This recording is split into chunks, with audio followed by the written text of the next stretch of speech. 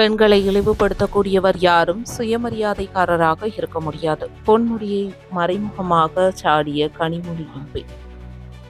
கோவை ஆர்எஸ்புரம் பகுதியில் உள்ள மாநகராட்சி கலையரங்கில் திராவிட இயக்க தமிழர் பேரவை சார்பில் சுயமரியாதை இயக்க நூற்றாண்டு விழா மாநில மாநாட்டை திமுக துணை பொதுச் செயலாளர் கனிமொழி எம்பி துவக்கி வைத்தார். இந்த நிகழ்ச்சியில் திராவிட இயக்க தமிழர் பேரவைத் தலைவர் சுப வீரபாண்டியன், நாடாளுமன்ற உறுப்பினர்கள் நவாஸ்கனி, ஈஸ்வரசாமி, மாநகராட்சி மேயர் ரங்கநாயகி, திமுக மாவட்ட செயலாளர் நா. கார்த்திக், தோ.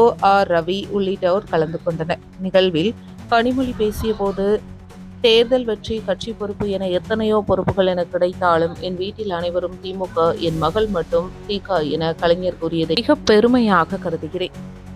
உலகில் அழகான வீரியமிக்க வார்த்தை சுயமரியாதை.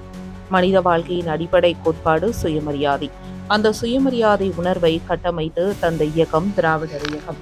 பல நாடுகளில் பலவிதமான ஏற்றத்தாழ்வுகள் உள்ளது. அதில் ஆண் பெண் ஏற்றத்தாழ்வு தவிர மற்றவை மாற்றிவிட முடியும். ஆனால் ஒருவர் பிறப்பதற்கு முன்பிருந்து இறந்த பின்னாலும் தொடரும் சாதியை மாற்ற முடியாது. யார் ஒடுக்கப்பட்டாலும் அவர்களுக்காக வாழ்நாள் முழுக்க போராடியவர் பெரியார். தமிழ்நாட்டில் மட்டும்தான் பெயருக்கு பின்னால் சாதிவாள் இருக்காது. தற்போது தவறான அரசியலால் மீண்டும் தலை தூக்கும் சாதிவாளை வெட்ட வேண்டும். மத துவேஷத்தை உருவாக்குபவர்கள் கையில் டெல்லி ஆட்சி இருக்கிறது. ஒவ்வொரு மசோதாவிலும் மாநில உரிமைகளை பறிக்கிறார்கள். இந்த சக்திகள் ஊடுருவாமல் நாட்டை காக்க வேண்டியது நமது கடமை. இந்தியை திணிப்பது அறிவியலுக்கு உகந்ததாக இல்லை. AI தொழில்நுட்பத்தால் உலகம் மாறிக்கொண்டிருக்கிறது. தற்போது இந்தி படி என்பது சுமையாகத்தான் இருக்கும். 100 வருடங்களுக்கு முன்பு போட்டு முடித்த சண்டையை மீண்டும் போடுகிறார்கள். அவர்களை இந்த மண்ணில் இருந்து விரட்ட வேண்டும். இவ்வாறு அவர் கூறினார்.